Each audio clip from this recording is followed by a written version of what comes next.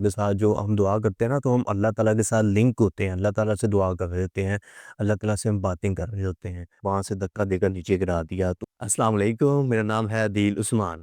میرا ایک دوست ہے حمزہ۔ حمزہ سے کل میری ملاقات ہوئی تو میں نے کہا کیا حال چال ہے بھائی، ٹھیک ٹھاک ہیں؟ وہ کہنے لگا کہ سر کیا بتائیں آپ کو، کچھ نہ آئے پوچھے۔ میں نے کہا کیا ہوا بھائی، بتاؤ تو صحیح۔ کہنے لگا کہ ہم جو پاکستانی ہیں نا، وہ انسانیت بھول چکے ہیں، ہمیں انسانیت نام کی کوئی چیز بھی باقی نہیں رہی۔ اور اگر میں یہ کہوں کہ ایشیا کے میں جتنے بھی ممالک آتے ہیں، جیسے کہ انڈیا ہو گیا، بنگلہ دیش، اس طرح کے جتنے بھی ممالک وغیرہ آتے ہیں ایشیا میں، اور وہ سارے کے سارے جو ہیں وہ انسانیت بھول چکے ہیں۔ میں نے کہا بھائی ہوا کیا ہے، بتاؤ تو صحیح۔ کہنے لگا کہ جی ہم شاید نام کے مسلمان رہ گئے ہیں، ہمیں پتہ نہیں کیا ہوتا جا رہا ہے۔ میں نے کہا ہوا کیا ہے؟ وہ کہنے لگا کہ پاکستانی فیملی تھی جو کہ یو ایس اے میں سیٹل تھی، تو ابھی ان یو ایس اے کی گورنمنٹ نے اس کو سزا سنائی ہے اور ان کو جو ہے وہ جیل میں بھیج دیا ہے۔ میں نے کہا ہوا کیا ان کے ساتھ؟ میں نے مزید اس سے پوچھا۔ کہنے لگا کہ جی وہ بہت عرصہ دراز سے، بہت دیر پہلے سے وہ وہاں پر گئے تھے یو ایس اے میں، وہاں پر سیٹل تھے۔ دو بیٹے تھے آئی تھنک، ایک ماں تھی، وہ بتا رہا تھا۔ تو انہوں نے، اس ماں نے اپنے بیٹے کی شادی کی پاکستان میں، پاکستان سے جو مڈل کلاس کی لڑکی جو ہے وہ بیاہ کر یو ایس اے میں لے گئے۔ وہاں پر جا کر دو تین بچے بھی ہوئے اس خاتون میں۔ اور اس کے بعد کیا ہوا کہ وہ اس کے اوپر ظلم کرتے تھے، یہ بتا رہا تھا مجھے حمزہ، کہ اس کے اوپر ظلم کرتے تھے، کہ ریسنٹلی سر میں یہ نیوز سن رہا تھا سوشل میڈیا کے اوپر کہ اس کے اوپر ظلم کیا جا رہا تھا۔ اور جب پتہ چلا وہاں کی گورنمنٹ کو، یو ایس اے کی، تو انہوں نے پکڑ کر ان کو جو ہے وہ جیل میں ڈال دیا، اور آئی تھنک 10 10 15 15 سال کی جو ہے وہ سزا ہو گئی ہے۔ جو وہ عورت ہے وہ تو عمر کے کافی ضعیف اور خاتون ہے، اور اس کے جو بیٹے ہیں وہ 45 50 50 کے جو ہے نا وہ اراؤنڈ باؤنڈ پہنچے ہوئے ہیں۔ تو اس طرح حمزہ بتا رہا تھا کہ اب اس کے اوپر ظلم کس طرح سے کیا جاتا تھا، کہ اس کو باندھ کے سیڑھیوں سے نیچے گرا دینا، اس کے اوپر تشدد کرنا، ظلم کرنا، ایون کہ اس کے 2 سے 3 بچے بھی تھے، اس کے بعد اس کو بلیک میل کرنا کہ ہم تمہیں یو ایس اے میں لے کر آئے ہیں، تمہیں جو ہے وہ یہاں پر ہم سیٹل کر رہے ہیں، ہمارے تھرو تم یہاں پر آ گئی ہو، تم تو پاکستان میں تھی، تم نے وہیں پہ رہنا تھا۔ ایون کہ وہ لوگ یہ سمجھ رہے تھے کہ ہم یو ایس اے میں آ گئے ہیں تو ہم پتہ نہیں اب جو ہے نا وہ کتنے ہم فریڈم ہو گئے ہیں، ہم کیا ہمیں سرکاب پہ پڑ لگ گئے ہیں۔ تو اس طرح سے وہ اس کے اوپر ظلم کرتے تھے اور ظلم کی انتہا کرتے تھے۔ اور جیسے ہی پتہ چلا یو ایس اے کی اسٹیٹ کو، گورنمنٹ کو، تو فوراً سے انہوں نے ان کو اٹھا کر جو ہے، اور یہ 10 سے 15 سال کے بعد آئی تھنک، اتنے بتا رہا تھا 10 سے 12 سال کے بعد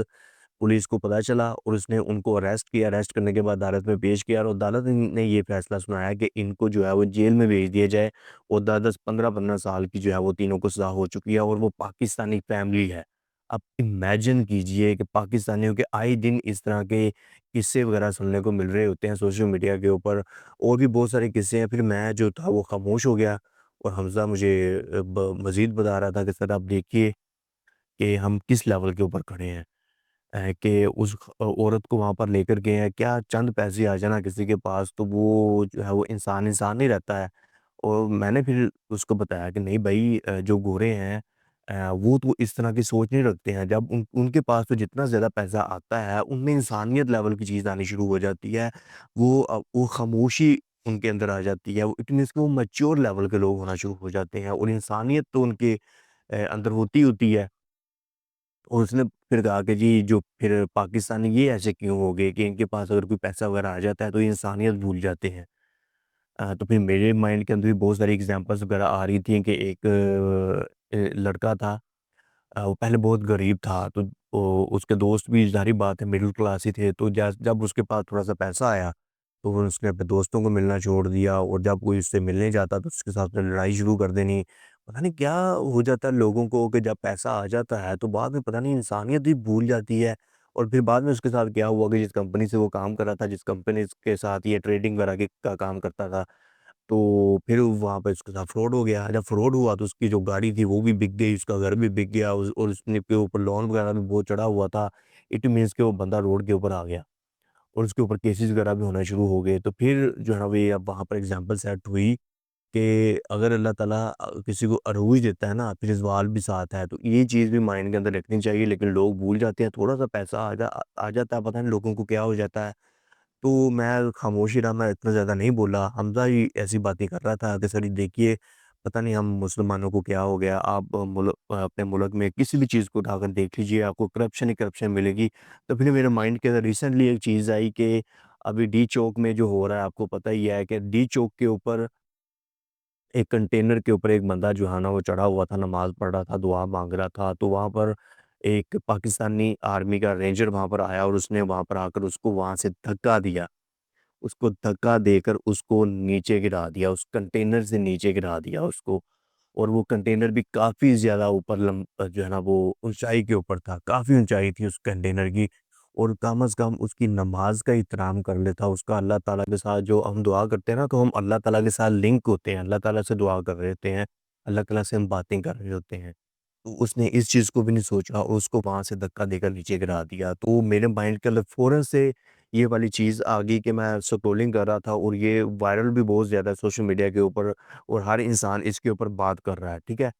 تو میں تو پھر میرے مائنڈ کے اندر فوراً سے وہ چیز آئی، فوراً سے میں وہیں پر خاموش ہو گیا، میں نے کہا اب چھوڑو بھائی، اللہ تعالیٰ سب کو بہتر کریں گے، اللہ تعالیٰ آپ کو بھی اور مجھے بھی اپنے حفظ و ایمان میں رکھے، اور ہم سب کو جو جیسے پہلے ہوتے تھے نا مسلمان کے، مسلمانوں کا ایک نام ہوتا تھا، مسلمانوں کی پہچان ہوتی تھی،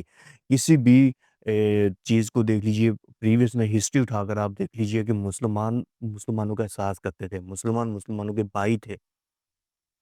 اور وہ بھائی کسی بھی ملک سے تعلق رکھتا ہو، کسی بھی جگہ سے تعلق رکھتا ہو، لیکن جب مسلمان کے سامنے مسلمان آ جاتا تھا تو اس کو پھر اپنے آپ کو انٹروڈیوس کروانے کی ضرورت نہیں پڑتی تھی، مسلمان مسلمانوں کے کام بھی آتے تھے، اور ان کو وہ ڈیفینیشن مسلمانوں کی یاد تھی کہ ایکچوئل میں مسلمان کون ہے؟ مسلمان وہ ہے جس کے ہاتھ اور زبان سے دوسرے مسلمان محفوظ رہے ہیں، رائٹ؟ اور مسلمان اپنے مسلمان بھائی کی مدد کرنے کے لیے، ہیلپ کرنے کے لیے یہ نہیں پوچھتا ہے کہ تمہارا بیک گراؤنڈ کیا ہے، بس اس کے لیے یہی کافی ہے کہ وہ اللہ حضور پاک صلی اللہ علیہ وسلم کا امتی ہے، اللہ تعالیٰ کو ماننے والا، جسٹ یہی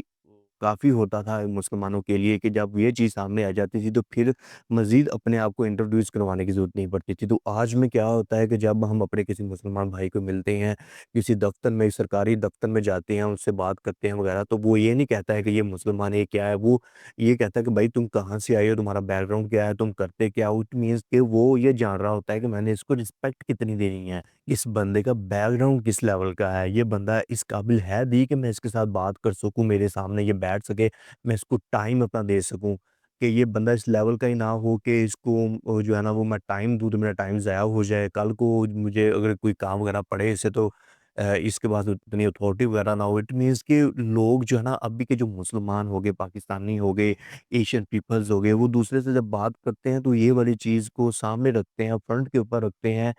کہ اس کو میں نے کتنی رسپیکٹ دینی ہے، ایون کہ اس کا ڈیزیگنیشن کیا ہے، یہ وچ کائنڈ آف بزنس یہ بندہ یہ کر رہا ہے، یہ کس ان کے حالات میں ہے، یہ کیا جو ہے نا اس کا بیک گراؤنڈ ہے، ان چیزوں کو ہم دیکھنا شروع کر دیتے ہیں اور اس کے بعد پھر اس سے بات کرتے ہیں، اپنی کمیونیکیشن وغیرہ سٹارٹ کرتے ہیں۔ اللہ تعالیٰ مجھے بھی اور آپ کو بھی جو ہے نا وہ جو اسلام کے اوپر چلنے کی توفیق عطا فرمائے، اور ہم سب کا حامی و ناصر ہو۔ بہت شکریہ مجھے سننے کے لیے، میرے واسطے دعا کیجیے گا۔ میں ہوں آپ سب کا عدیل عثمان۔